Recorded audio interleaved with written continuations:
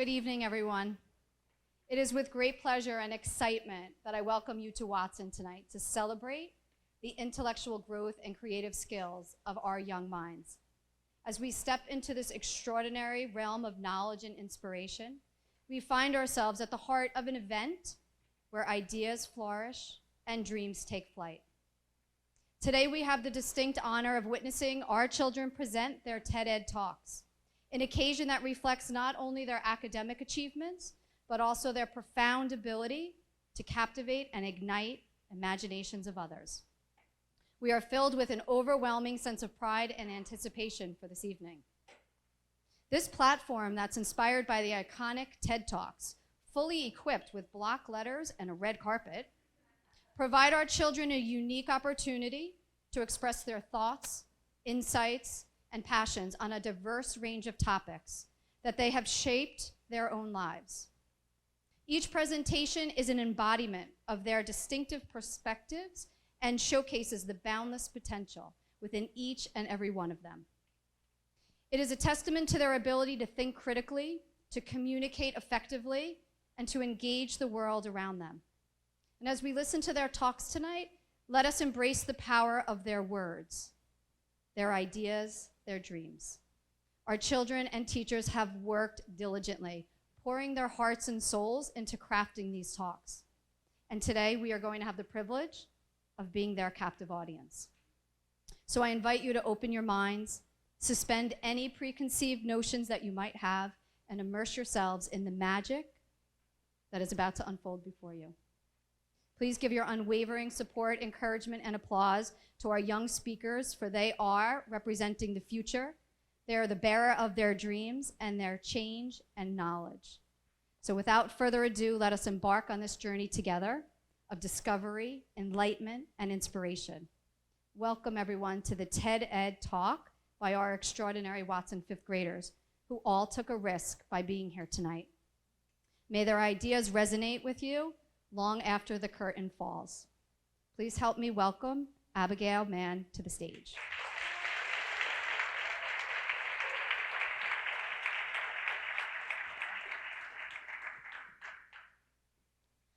Words have power. Not just any words, all words. And all of them have power. Words can make you feel strong, respected, and overjoyed. And words can also make you feel bad, unrespected, and hurt. Now I want you all to raise your hand if you had ever said anything nice or had anyone say anything nice to you. Now raise your hand if you had ever said anything harmful to anyone. Well, I sure have, but I have learned from my mistakes. I am Abigail Mann. I am here to talk about why it's important to be kind. No one is perfect. And now, since we have technology, it's even worse. Cyberbullying can make people feel hurt and can result to huge problems. But kindness can mend anything. Kind words do not cost much, yet they accomplish so much. Just a simple thing, from holding the door open to giving someone a helping hand. It's really that easy. Kindness is not just good for others, but it's also good for you. Once I was driving on Peninsula with my mom, and we saw a homeless person near the stop sign. I had a $2 bill in my pocket that I had found earlier. With my mom's permission, I rolled down the window and gave it to the woman. The look on her face was priceless. She endlessly thanked me, and the experience that I experienced that day made my whole day brighter. Everywhere I walked, I had a little pep in my step. I know that kindness can make the world a better place, but today, I want you to hear it from some experts. According to the Greater Good magazine writer Jill Suddy, kindness is an important virtue for sustaining relationships, which helps to build a cooperative and trusting society. If you don't believe that article, take it all from the Dalai Lama, who said, "If you want others to be happy, practice compassion. If you want to be happy, also practice compassion." Another time when I was kind was in October. My grandma was in a hospital because of a heart problem. So I took my time to write her a card and buy her get well balloons. It made her whole day.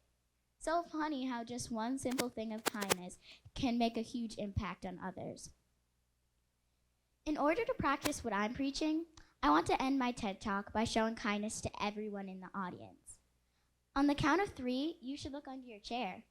1, 2, 3.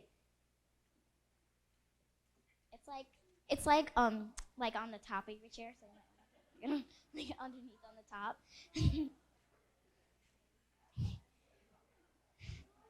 When you're in a world where you can be anything, be kind.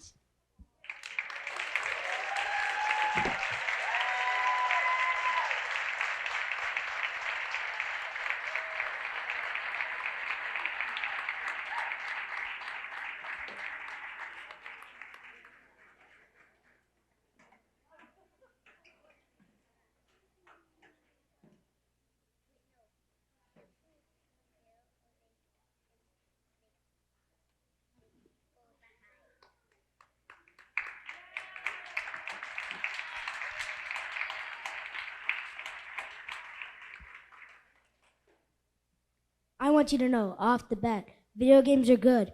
I know most of you think that video games are damaging, can be violent, or can hurt your brain. Well, I may be able to change your mind and prove you wrong. My name is Victor Santana, and I believe that video games are educational and can help kids learn. Roblox, one game with millions of different games inside of it. There are educational games and games where you can build your own world. I play Roblox with friends from school and cousins. You can use your imagination and you can even be creative. Right now, there are 68 million daily users playing Roblox. These users are a lot of kids who are mostly elementary school age and are learning how to code. Sure, you can hear about kids spending too much money on Roblox or getting too addicted to playing. But there are plus sides. I learned how to code and I created a cowboy game through using Roblox Studio. I know what you're thinking. Victor, you should be playing outside. Sometimes I do, but you can't play outside at night or in bad weather, or sometimes there are just too many cars. So I play Rocket League. It is a game kind of like soccer, but with cars. In a 5-minute timer, you try to score the most goals, and whoever wins can upgrade their ranks.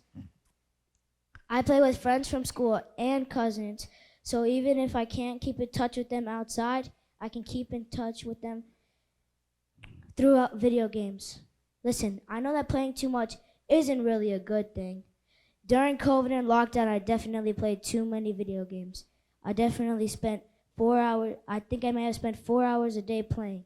That's how I got these glasses, from staring at the screen for too long.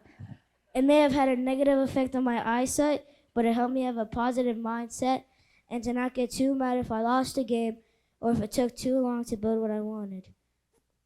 There was even an article in News ELA on how Roblox helps kids feel happy and connected. I have interviewed a ton of kids and even Mr. Mitchell, and they all agree that they play video games. Video games are here to stay, and who knows, maybe for the next generation, I'll create a video game. I am Victor, and that's my TED Talk. Grab a controller and give it a try.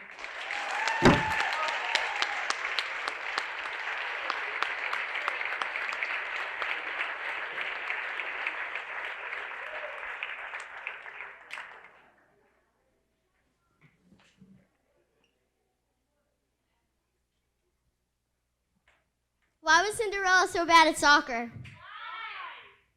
Because she kept running away from the ball.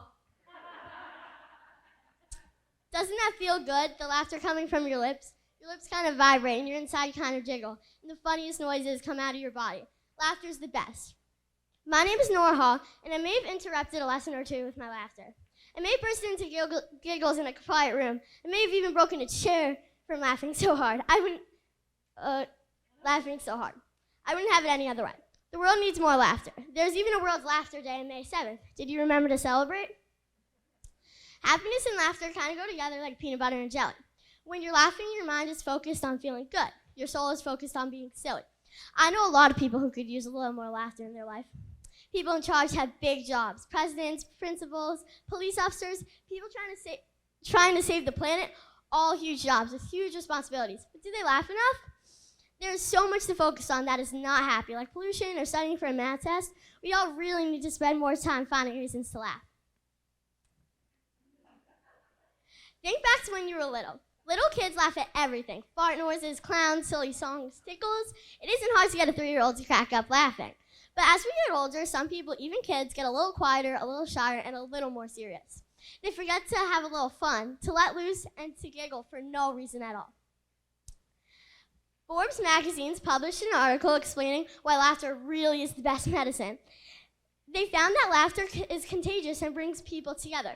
Laughter bonds people together and is even good for your heart. Simply, laughter is good for you. We all need to stop being so serious and leave time for laughing.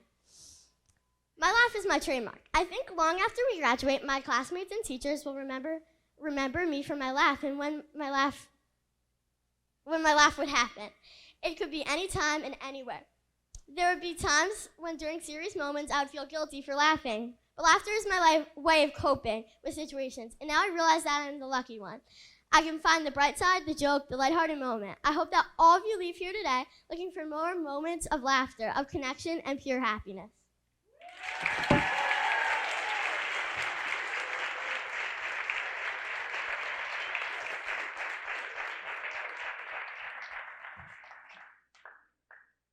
Life is not fair, and I get that 120%. But sometimes things that are unfair can be fair. A lot of history is people finding things that are unfair that they think can be fair and fighting for them to be fair. Although my topic is not as serious as those times in history, my topic is similar. I found something that is unfair that I think can be fair and decided to share my experience with it. I'm Annie Riley, and there are some things in life that are just unfair. Picture this: math class. I hate math. Sorry, Mrs. Grubb. And I was so jealous that my friends had orchestra, so they got to skip math.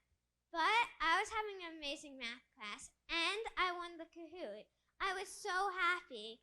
Then it was time for recess. I love recess. You get to go outside, catch up with your friends. It's a much needed break in the day. So as I was walking out, I was talking to my friends, and suddenly I heard, "No one is having a full recess today. Everybody take a seat. You were so bad in math." What? Did I hear that right? The whole class?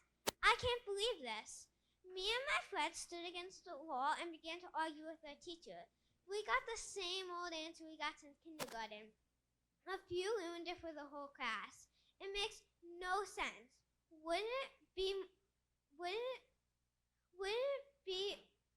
more powerful to have the kids who misbehave watch the kids who have recess?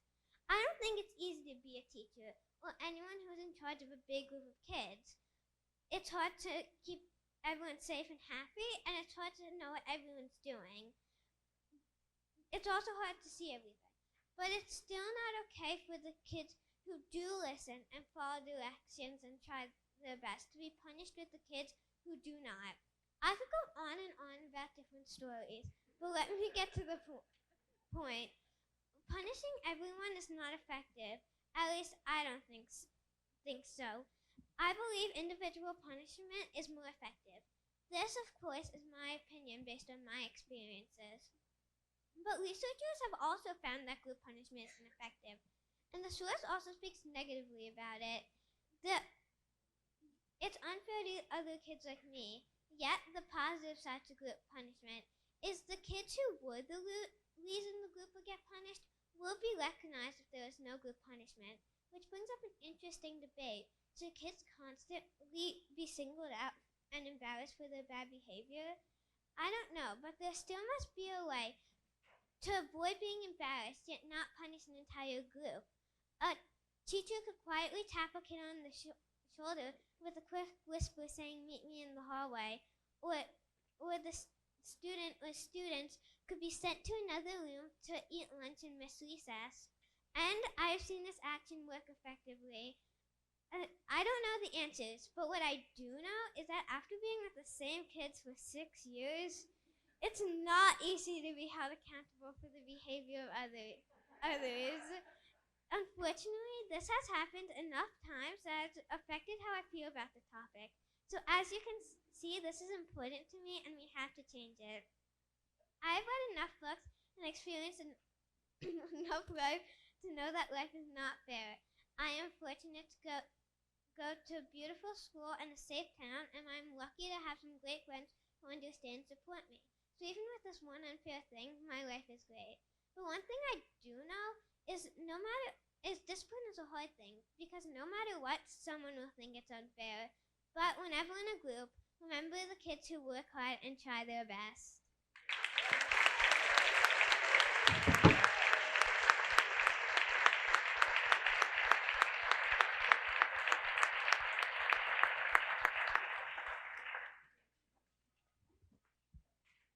A while ago, my brother was throwing tons of clothes in the laundry. He had to fold all of mine in his laundry, and I only needed to fold my parents'. After about 15 minutes, I had hardly folded anything. And when my mom told me now I needed to fold all of the laundry, I quickly came up with the weirdest excuse ever, which was partially true. I got distracted by the big humidifier in your room, I said. This is just one of the many crazy excuses I've used to get out of trouble before. You know, I can't be the only one who does stuff like this, so I decided to ask some of my classmates. I asked them about what crazy excuse they've made up. Somebody didn't do their homework and told the teacher it fell in the paper shredder and somehow erased it. Another student even used the plain old "my dog ate my homework" excuse, except he doesn't have a dog. Another student even said her teeth hurt so she could miss sports practice. The point is, we've all made excuses, sometimes even when we didn't know it. It's normal. Excuses are used to avoid homework, avoid chores, avoid projects, avoid getting out of bed on a Monday morning. Mainly we use excuses to get out of trouble. If we forget our friend's birthday, we make an excuse. I think excuses try to buy us time to think of more believable excuses. It's like an endless cycle. According to Psychology Today, excuses just keep on bigger, but they never really go away. That laundry was still there for me to fold, and actually that excuse comes back to bite me. My dad tells me I can't walk to school by myself because I'll get distracted by a humidifier. Not if I look both ways. Am I supposed to pass on a message, an idea we're sharing through this TED Talk? But I think mine is a little different. I'm going to leave you with something to think about. We all use excuses. Everybody in this room has used an excuse to explain away a mistake. Avoid something they don't want to do or get out of trouble. Excuses are here to stay. They're like mosquitoes and they don't go away. What's a crazy excuse you've ever used? Try to sleep on that. Or maybe you want to stay up late and use my excuse as an excuse to stay up late and sneak on your phone and Google more crazy excuses. Now, if you'll excuse me, I am Benjamin Ian, and this has been my excusable TED Talk.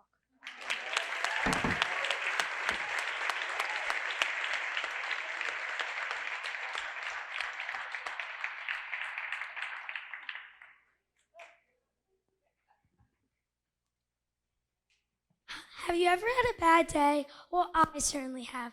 We all have. Maybe you're tired and didn't get enough sleep the night before.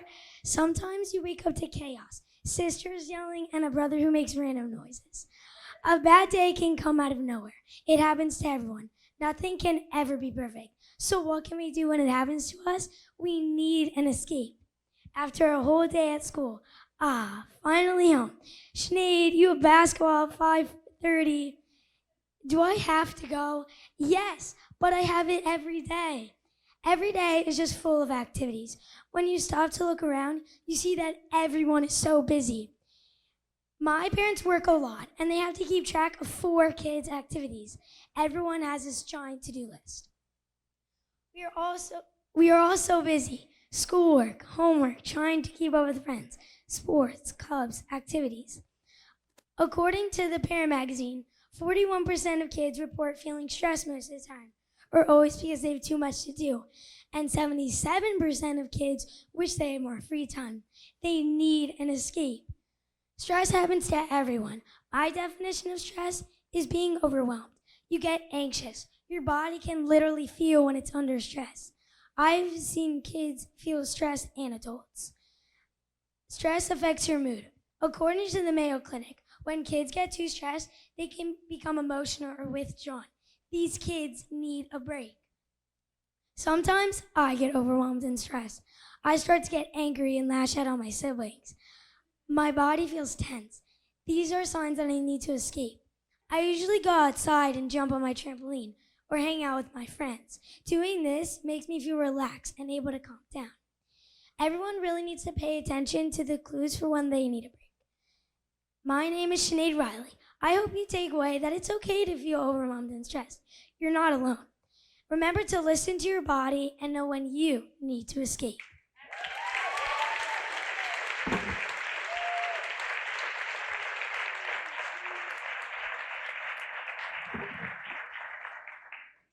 By a show of hands, how many of you are grandparents? I'm sure you all love your grandchildren. You're here to watch them give a TED Talk, and I know they love you too. I bet you really show your grandchildren your love. I bet some of you even spoil them. But do they show you their love? A lot of kids today think the most important thing is the device they hold in their hands.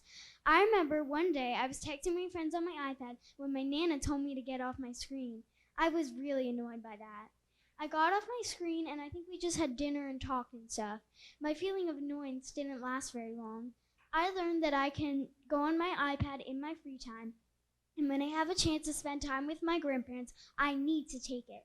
My grandpa fell a few months ago. He's still recovering. His fall made me realize that my grandparents are getting older and I need to savor the time I can spend with them. Grandparents spend their lives working hard and raising our parents. Most grandparents don't go to school or have jobs. They may not do much at all, and the time they spend with their grandchildren is really important to them. Whenever I'm with my grandparents, I know they're super excited, happy, and proud. My sister Madison and I are super lucky because we have 3 sets of grandparents. My mom's parents are called Nana and Gaga. My sister Madison couldn't say grandpa when she was little. We see them every Tuesday. I look forward to Tuesdays for 2 reasons. One is spending time with my grandparents, and the other is how they buy us Bambino spaghetti and meatballs. I learned a lot from my Nana because she's a teacher. Whenever I would struggle in school, she would always help me understand something. When I'm sad, my grandpa would always crack a joke. There's nothing like a grandpa joke.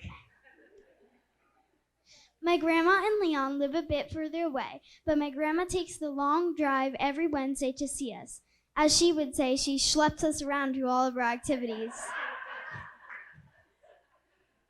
She taught me that to get what you love, you sometimes need to go the extra mile. She never gives up.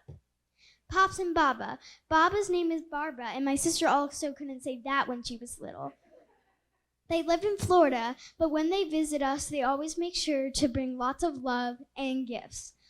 I learned from them that distance doesn't matter. As we grow up, we learn more about history. If I ever needed help understanding things that happened to my country's past, my grandparents would always be there to help listen and inform me about America. The conversations that I had with my grandparents helped me even more to understand my family's history and to connect with them. And that is why I'm standing here today, to inspire you to do the same. If you're lucky enough to have grandparents that are still with us, why aren't you capitalizing on it more? We can learn so much more about the world, about life from them. The stories that they tell us are stories of a lifetime, stories that should be shared from, learned about, and passed on. I know my parents support my thinking because they started a website about 3 years ago where grandparents can record their own stories and advice for the many generations to come. 5th graders spend so much time watching YouTube, TikTok, Snapchat, getting lost in other people's lives. You need to look at your own and the people in it. I want kids to hear this, or for parents to hear this and tell their kids, you must spend more time with your grandparents. They love you and they understand the world in a way that we don't. If you ever need help, comfort, or somebody to talk to, instead of turning to your friend, you can turn to your grandparents. I'm Sophia Turk, and I have the world's best grandparents.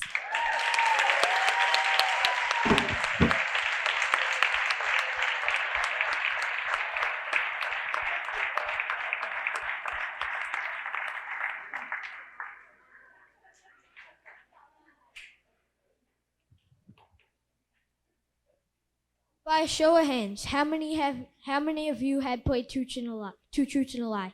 If you haven't, I start by saying 2 truths and a lie, and you have to guess the lie. 1, my favorite football team's the Giants. 2, Most people think they're brave, but they're not. 3, my name is Tommy Garino. Henry. Yes, most people think they're brave because they can say the word, but they're not.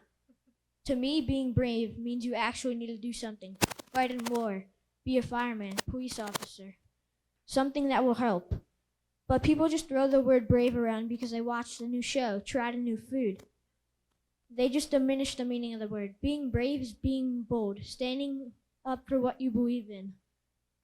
The men and women in our armed forces risking it all for people that they don't even know. And we're just taking that for granted by describing an ordinary person who learned how to ride a bike or raise their hand in class brave. This year we learned about the Holocaust and how people mistreated the Jewish people. We were lucky enough to meet a Holocaust survivor named Marion Lazan. You'd think someone who went through all that wouldn't want to talk about it, but she wrote a book. She goes to schools just to talk about that. That is brave. Here's another person named Salvador. He escaped from civil war in Sudan. He saw many people die in front of him, including his own uncle. He couldn't do anything. He wasn't mad, but he always held on the hope. His village was bombed. That's why he ran. He attended college. He got an education, and he got adopted at 22. The definition of the word brave is ready to face or induce danger or pain, sharing courage. To me, that word shouldn't be said. It should be earned.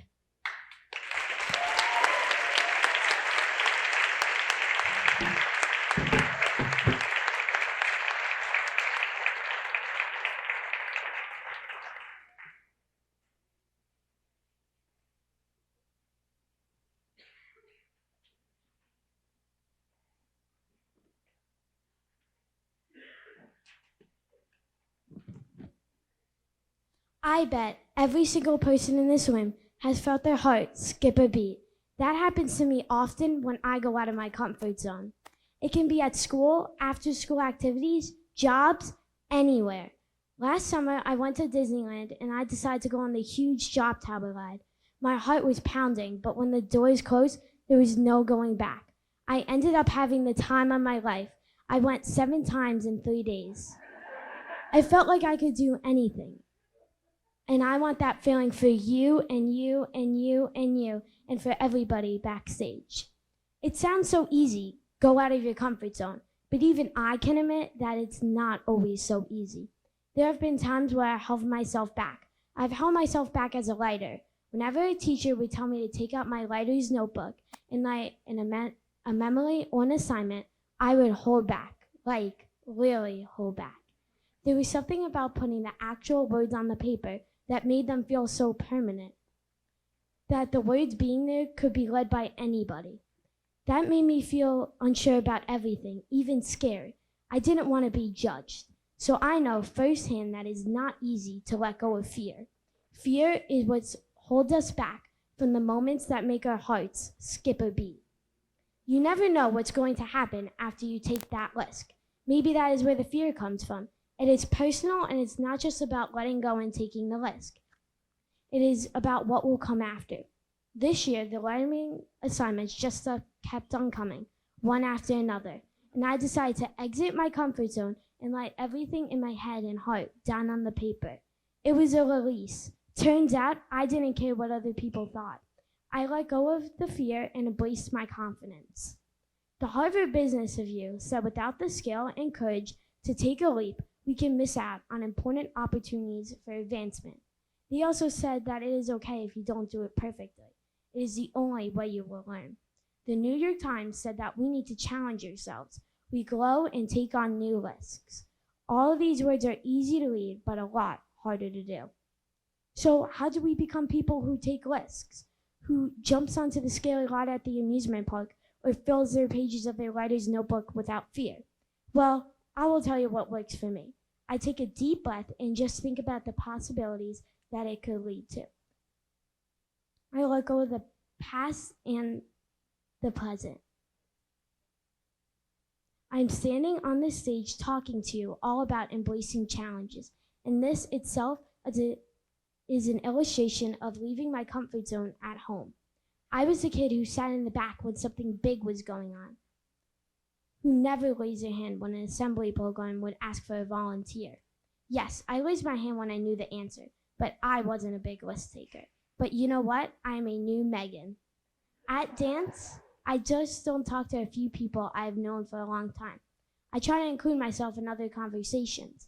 I go on stage all by myself and tap. In school, I stand on my chair and share what I like with pride. Breaking out of my comfort zone makes me feel better. It feels so unbelievable and gives me such a rush that I want to do it again and again. If you always play it safe, you may never learn about yourself. So I challenge you, all of you, even the bold ones, think of a risk you weren't willing to take, whether it's skydiving, sharing your thoughts in class, or going for the solo in the spring concert. Take that risk. Let your heart skip a beat. You will never regret it.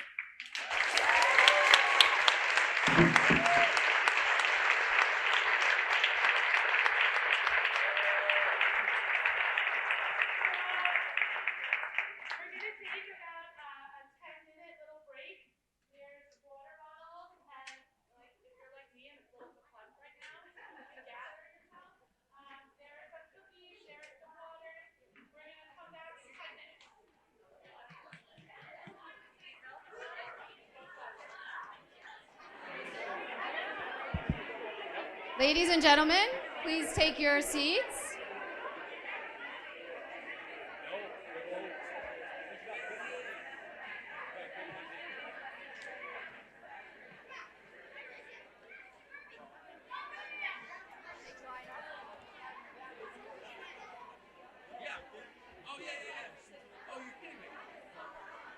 All right, as we get ready for our second part, I think you already have a good sense of what a treat you're in for. So please, another round of applause for our first half performers. And please enjoy the remainder of the show. Help, help. They don't have this thing in soccer, sorry.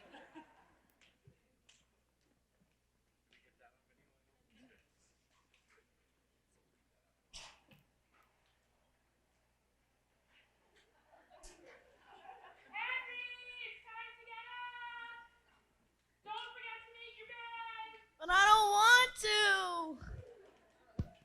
Oh, hello everybody.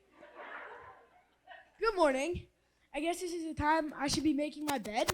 Do you remember your own moms or whoever you grew up with telling you to make your bed? Did you ever think about what the point of making a bed is? Sounds so silly, right? This kid is gonna do a whole TED Talk just on making your bed. Making a bed is pointless, a waste of time, a waste of energy, and just an overall waste. It's 2023. Time to take back our mornings. Time. Time is precious, especially when you're a kid. There is so much to do and figure out. I spend my whole day at school where I'm expected to get good grades and pay attention. I guess I'm also supposed to be quiet and well behaved, but that just doesn't always happen. Right, Miss Rice? After school, I'm swarmed with activities. Football, basketball, time with friends, important stuff. Every minute counts.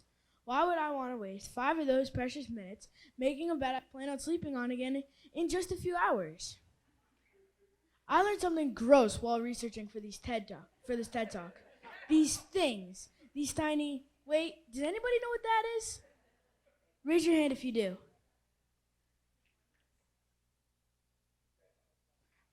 Close, but no, it's actually a dust mite. And who makes their bed in the morning? Well, guess what? You could have thousands of these on you right now just because you make your bed.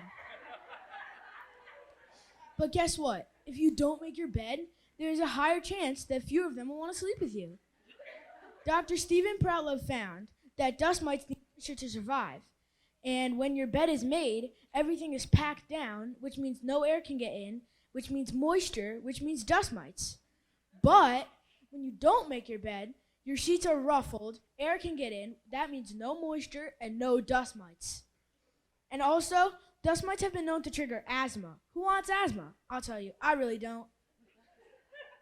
Now, this one is just a theory, but do you know how everyone says that a monster lives under your bed? Well, guess what? If your bed is super messy, monsters won't want to be under there. Win-win. And I'm probably sure that there are some of you thinking, well, a made bed is just simply more comfortable. But I'm not that good at making my bed, and I don't have the skill to achieve that. I'm not good enough at making my bed to know that comfort. I don't make my bed, and my bed is super comfortable. There's no problem with it. I'm not looking to fight with my mom. There are plenty of things she asks me to do, and I do them. I will take the trash out, and honestly, I do need to help out with my chores at home. But making my bed is just simply not on my list. Hear me out. Try it tomorrow morning. Resist the urge. Don't make your bed. And you will see, there's not much of a difference. My name's Henry Laram, and my idea we're sharing is to not make your bed.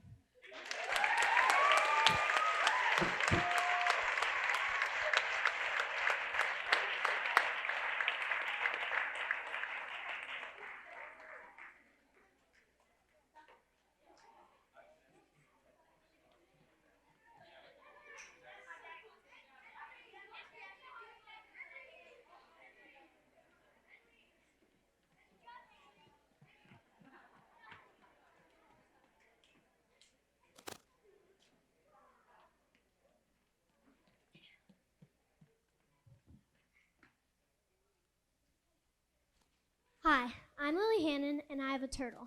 I did not pay for my turtle. I actually found it. I was at my softball game, and I had just finished practicing batting before the game started. I looked down when I was walking in the dugout, and I saw this dusty little rock figure blended in with the ground. I picked it up, and I screamed, "It's a turtle." I knew her name as soon as I picked her up, Coral. I held her the whole game, and I would not let her go. When I was batting, I had my teammates or Coral's babysitters hold her when I was batting.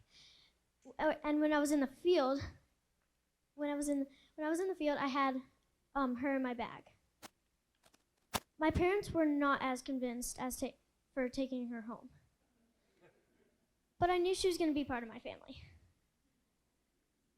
So Coral lives in my room now, and she turned 1 in April. As happy as I was to find and rescue Coral, I was terrified that she wasn't going to make it. A softball field is definitely not her natural habitat. So how did she get there? My theory is that she got swooped up by a bird and then got dropped in mid-air. She may not even known that she had a family, and maybe her family misses her. It really got me thinking about all the animals out there. Think about all the corals out there who aren't picked up by a kid, who don't make it to a freshwater tank. This whole experience really got me thinking. Another topic that is really touches me is when dogs get killed when no one adopts them at a shelter. Those dogs don't choose to be at a shelter. They just want to be at a loving home. According to the ASPCA, 1.5 million cats and dogs are killed each year. 1.5 million. That number makes me feel sick to my stomach. Some people have been dreaming for a dog their whole life, like me. And killing those cats and dogs are like killing someone's dream. Animals are important. Animals help us get through stuff, and they give unconditional love. People need to go to shelters and adopt pets. If you see an animal struggling, you should help it, just like you would do if a person was struggling. Coral means a lot. Coral means a lot to me.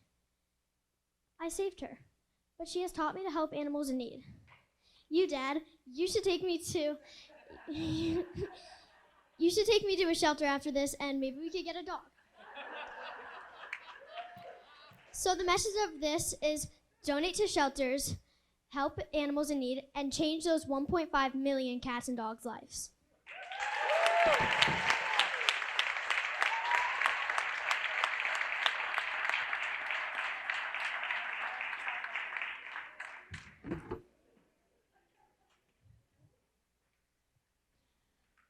Have you ever felt uncomfortable? It's hard to describe. It's almost a feeling like you don't belong. It feels like everyone is staring at you. You know what's weird? I feel totally uncomfortable right this minute. I didn't really want to sign up for TED Ed. My parents kind of equated this experience to being successful when I grow up. I definitely want to be successful when I grow up, so I figured I may as well give it a shot. When you're comfortable, you are able to be yourself, to not focus on how others see you, but to just have fun. I wish I felt comfortable more of the time, but I find myself uncomfortable often. Does that happen to you too? I am most comfortable when I'm with my friends. I know them, they know me. I know they would never judge me. I am the most myself when I'm just hanging out with them. Unfortunately, that's not exactly real life. If I could just be hanging out with my friends all the time, life would be good. I am the most uncomfortable when I'm around anyone I don't really know that well. That includes teachers and school. I miss a lot of opportunities because of being uncomfortable. It holds me back. I think I may be able to do great things. And my teachers try to tell me I can, but I get so uncomfortable because I overthink and think ahead.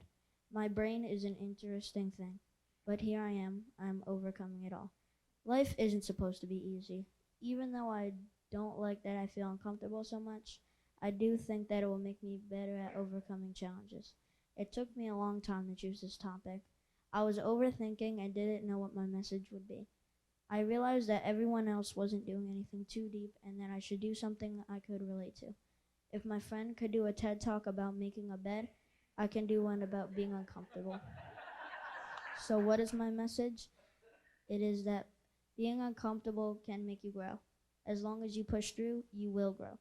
I hope for myself that I will get good enough at overcoming being uncomfortable that I won't be uncomfortable in high school and life. My hope for all of you is that when you do feel uncomfortable, which you will at some point, that you can overcome it. My name is Nolan Conti, and I'm proud of myself for giving this TED Talk.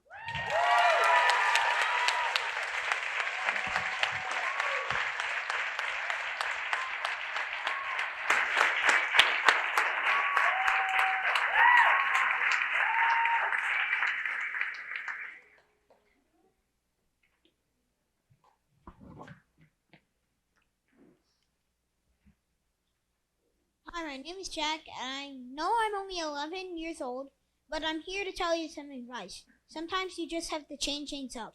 Take soccer for an example. When the goalie punts the ball, I usually get the ball and dribble it up and then pass it to a teammate up the field. But if it's raining, I could slip and fall, and I slip and fall way too much. So I have to change things up. I love getting in activities at Watson. There's so much to do. Like TED Ed, I couldn't resist getting in this club. It's great if someone's here to pick me up, but sometimes my mom has to tutor, so I have to go home walking instead of in a nice car. iOS is great. I have an Xbox and an Oculus. One day, me and my friend had plans to go to my house, but when we got there, my house was empty. Nothing but except for my dog. So, what did we have to do? We had to change it up. Speaking of my friends, me and my friends like to ride bikes a lot. By a lot, I mean a lot. And that's how I felt a lot. For such a long time, we just rode on flat streets. And it got boring for a long time. And so we have to change things up, and now you can see my friends at the middle school riding bikes, popping wheelies and jumping downstairs. Changing things up can help you so many ways in life. If you aren't flexible and can't make compromises, life is going to be really tough. Like if I played Roblox my entire life, I would play all the games and then I couldn't play anymore because it takes about it takes a long time to make a really good Roblox game. And Just for another example, if I ate spaghetti my entire life, the taste would get dull and I wouldn't like it anymore. And then my advice for you is today is for that every once in a while that you should change things up. Our routine is fine, but I would personally get sick of it. How about you?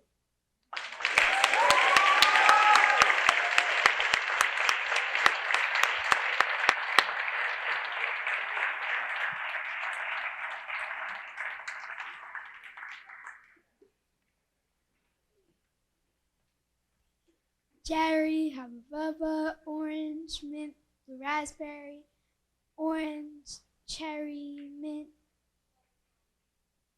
lemon, orange.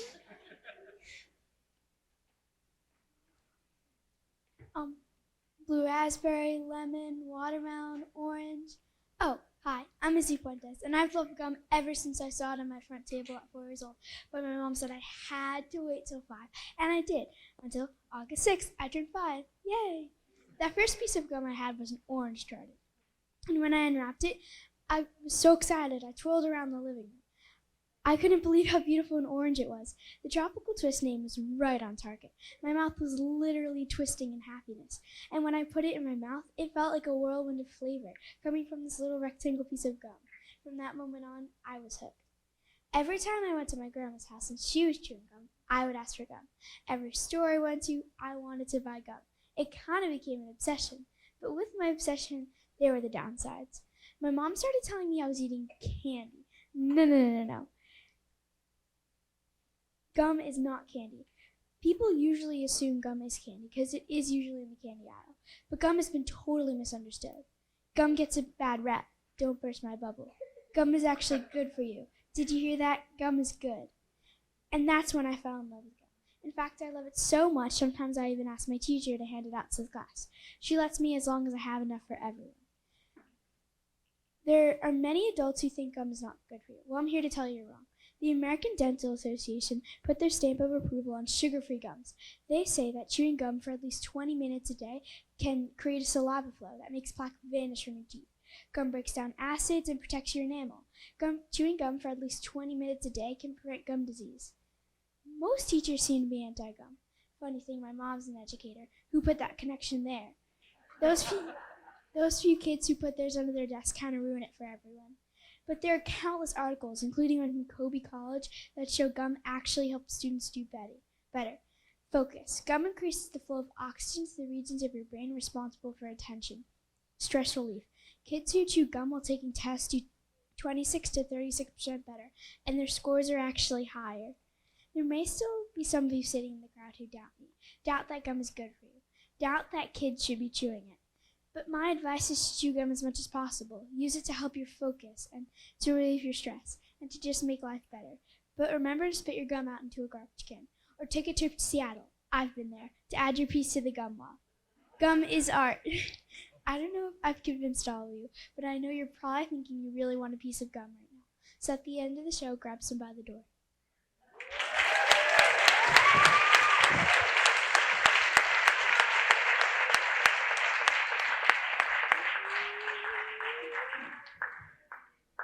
Good evening, everybody. If you can, I would like you to please stand up. Okay, on the count of 3, do jumping jacks. 1, 2, 3. Okay, stop. I think you need a break, just like everybody. You may sit down. My schedule every night is so busy. I never get a chance to relax. On Monday, I have dance until 8:30. On Tuesday, I also have dance until 8:30. On Wednesday, I have dance until 8, and on Thursday, I have dance until 8. On Friday, I have volleyball practice, and on the weekends, I have a basketball and or a volleyball game. Crazy, right? I feel like I never get a chance to relax. Could you imagine doing this schedule every night? I feel like sometimes I never have time to do my homework, hang out with friends and family. I am a pretty organized person, but even this is a lot for me. We live in a world where everyone is on the go. We so rarely get a chance to just sit down and enjoy ourselves. I really love all the activities I do. I love dance because I get to let all my energy out and feel the music. It's almost like an escape, but at the same time, I can feel stressed or tired or overwhelmed. I was afraid that I wouldn't be able to do TED Talk because of my commitment to dance, but I figured it out, and I really am glad that I did because I love TED Talk and it was a great opportunity to share my own ideas. But it was on my list of things to do. It was another thing on my long list of things to do. Thank goodness I'm an organized person. I don't think I'd be able to stand here right now and do this TED Talk. I'm missing dance right this minute. I'm not the only one. All my friends are busy too. They have basketball, dance, lacrosse, volleyball, and other sports. They can feel the same way, overwhelmed, stressed, tired. I think we all need to pay attention to our own mindset. All the activities we do are important, but if we do it too much, we might not like it anymore, and we might not be as good as it. What I've learned is if you sit down and just breathe for a second, then you can realize that you've been working really hard, and now by taking a break, you can work even harder. In an article called Give Me a Break by Kirsten Weir, she said that powering through breaks can do more harm than good. She also said that breaks can improve our moods. In a different article, it said that a study showed that taking lunchtime breaks and longer breaks have a good relationship with productivity and well-being. In conclusion, I think that everybody needs a break sometimes. If you have kids, you might want to let them take a break because it might let them get more done. So, I am Maggie O'Keefe, and I think everybody needs a break sometimes.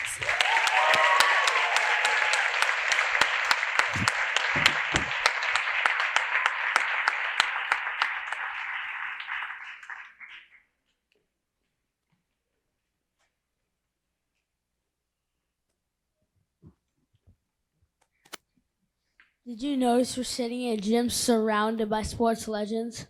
Pele, for example, growing up playing soccer for him was so much easier than playing basketball or lacrosse, because in soccer, the only piece of equipment Pele needed was a ball. Look at Rockville Center's own Crystal Dunn. She is now on the women's national team and played on the same fields that I play on today. But she did not grow up in a country where soccer is respected as much. Everyone knows about the Super Bowl, but did you know more people watch the World Cup?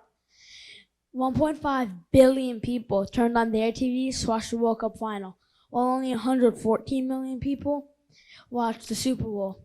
While the World Cup made $72 million, the Super Bowl made $545 million. That just shows how much more people in the USA care about soccer than football. They care about football than soccer.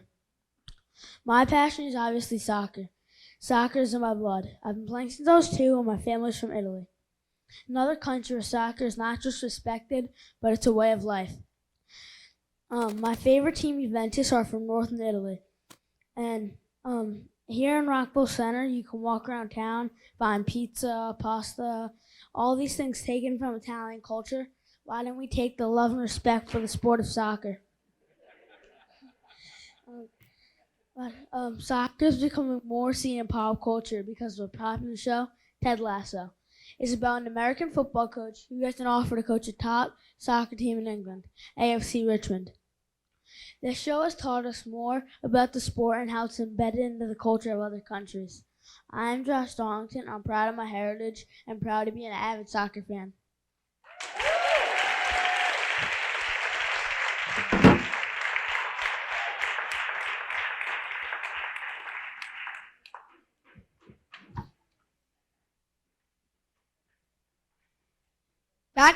Way back in 1905, some Italian teacher named Roberto Novellis came up with some great idea called homework. It was supposed to be for kids who were lazy in class and didn't get their work done, or if they were rude to the teacher. I don't know who changed things, but now it's an everyday thing for kids, and every kid hates it, especially me, Matthew Dodora. 3 news articles, a math worksheet. A math packet. Thanks a lot, Roberto. Don't forget about Quill. Do these teachers realize we have a life, that we have important activities, activities after school. My life's goal is to become a baseball player. To make that reality, I have to practice. I have to play in the street with my friends, to go to my games, to perfect my game. This silly homework is affecting my ability to play baseball. Baseball is my dream. It's my passion. You know what's not my passion? Grammar, math, science, social studies. Basically everything that has to do with school. Now, don't get me wrong. I know school's important. School helps us get an education. It helps us get smarter. I liked learning about wonder. I liked learning about different countries. I loved reading about wonder at the beginning of the year. This TED Talk isn't trying to say school isn't important, just that 8:50 to 3:26 is enough. I give my all to everything I do. When I'm on the baseball field, I am focused on the pitcher and the batter. When I'm at bat, I'm focused on the ball and hitting it past the outfielder. I know how to play on a team. I know how to focus. When I am in class, I am focused on the teacher. When I have an assignment, I work on it and I work hard. Both baseball and school are important. They both deserve my respect and attention. But school is making it hard to focus on baseball with all this homework.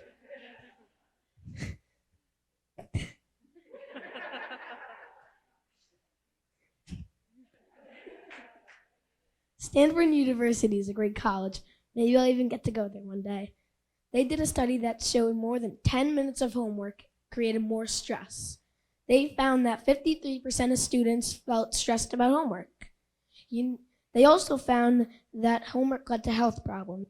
You know what solves health problems? Playing outside and having fun. The study also found that kids need time to do their activities, like baseball. All of my friends have activities. Some play baseball, some play basketball, and I know some play lacrosse, some play football. I know some kids in my class have dance, or swim team, or soccer, or maybe they're even in a play. All of these activities are good for them. Fifth graders should be going outside after school or going to their activities, not worried about a silly math packet or an article they have to read. Maybe we need to revisit why Roberto Novellis came up with homework in the first place. It was supposed to be used for kids who behaved badly in class or were lazy. Maybe we need to go back to 1905.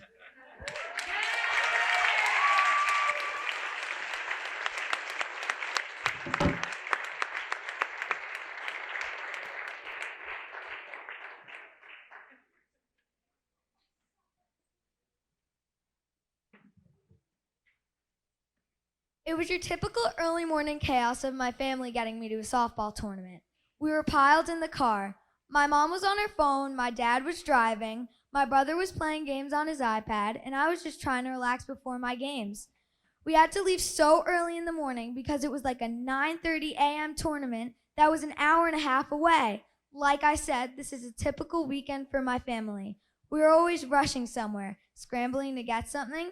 The weekends are just as crazy as the weekdays. If any of your kids are on a travel sports team, I bet you know the feeling. So we were driving along, nothing crazy, when I looked out the window. I saw the absolute most beautiful sunrise I'd ever seen. The colors that were coming from the sky were more beautiful than any Crayola crayon could draw. I knew I had to capture it, so I took out my phone and took a picture of it. I sent it to my tournament team group chat. It must have made everyone stop and look out their window too, because suddenly the entire chat was full of pictures of this amazing sunrise. My family still hadn't noticed it, and that's when I realized how many beautiful sunrises and sunsets have I missed. We live on this awesome planet, a planet filled with sandy beaches, oceans with waves, rocky mountains with snow at the top. I've skied on those mountains. I've swam in those oceans. I've walked on those sandy beaches, but I can't say that I've looked up enough times into the sky to see the beautiful sunrises and sunsets it carries. I wonder how many people forget to look. I bet it's a lot. We learn in science class that the sun is out for longer during the summer. We learn that the sun helps plants grow and make food, that the earth revolves around the sun. But you know what we never learn? We never learn that the sun is good for the soul. The peace and calm I felt that morning surprised me. I'd never seen or felt anything like that before. Our lives will always be so busy, and so many of us look down when we have a free moment. We look at TikToks and Snapchats. We don't look out the window enough. We don't take a second to look at how beautiful the world really is. Colors calm. Oranges, yellows, blues, purples, all colors that calm. Also all colors I saw that morning. Studies show that watching the sunrise can lower anxiety, reduce depression, and help us sleep better at night. I don't know about any of that, but watching that sunrise made me realize that taking a moment like that is so much more important than I thought. When I signed up to do this TED Talk thing, I didn't know what I was going to talk about. Then I thought of the colors I saw out of my window that morning. Colors I can barely describe and that no picture can really show. I didn't win the tournament that weekend, and I've had some since.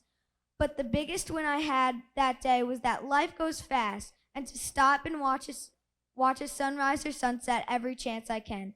That's what I, Cameron Coolmay, leave you with. Your day will be busy, there will always be things to do, but stop for a second and look at the world around you.